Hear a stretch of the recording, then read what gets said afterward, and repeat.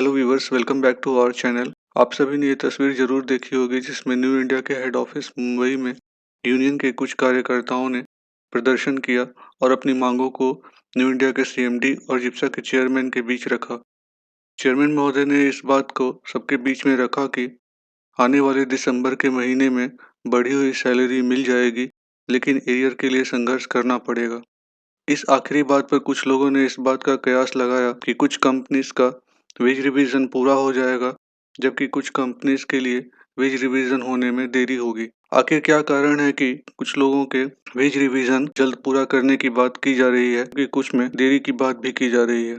IRDAI यानी बीमा विनियामक और विकास प्राधिकरण की एनुअल रिपोर्ट यानी वार्षिक रिपोर्ट 2019-20 को अगर हम देखें तो इसमें जनरल इंश्योरेंस कंपनीज के सॉल्वेंसी रेशियो की बात की गई है। जनरल इंश्योरेंस कंपनीज को अपने सॉल्वेंसी रेशियो को बनाए रखना है और साथ ही साथ IRDAI सॉल्वेंसी रेशियो के लिए नियम भी बनाती है और इस बात को देखती है कि इंश्योरेंस कंपनीज अपनी सॉल्वेंसी रेशियो को मेंटेन रखें। इसी रिपोर्ट में इस बात को भी बताया गया है कि कुछ public sector general insurance companies के सॉल्वेंसी रेशियो 1.5 जो कि मैंडेटरी रिक्वायरमेंट है उससे कम हो गई है। सॉल्वेंसी रेशियो किसी भी कंपनी के क्लेम सेटलमेंट यानी दावों के निपटारे की क्षमता को दिखाता है। 1.5 सॉल्वेंसी रेशियो का मतलब 100 रुपए अगर आपकी लायबिलिटी है तो आपके पास 150 रुपए की एसेट होनी चाहिए। कंपनियों के मैंडेटरी सॉल्वेंसी रेशियो से कम हो जाने की वजह से DFS ने वेज रिवीजन के लिए कुछ शर्तें लगाई हुई थी। DFS की ये शर्तें पूरी हुई हैं या नहीं, आइए जानते हैं। भारतीय मजदूर संघ इंश्योरेंस सेक्टर का यूनियंस का एक संगठन है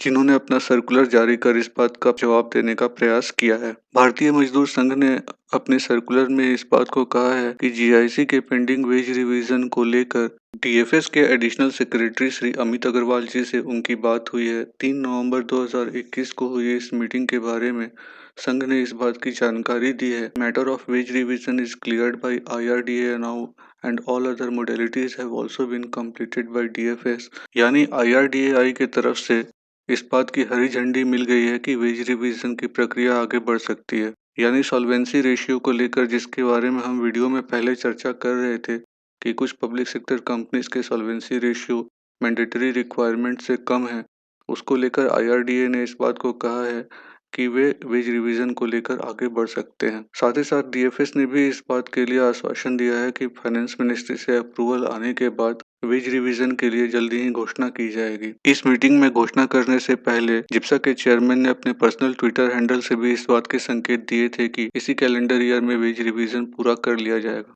PSGICs का वेज रिवीजन कितना, कब और किन शर्तों के साथ होगा ये तो आने वाला समय ही बताएगा, लेकिन ऐसा प्रतीत होता है कि वेज रिवीजन को लेकर सभी यूनियंस अपने प्रयास तेज कर चुके हैं। तो बने रहिए हमारे साथ आने वाले अपडेट्स के लिए। Thanks for watching and please subscribe to our channel.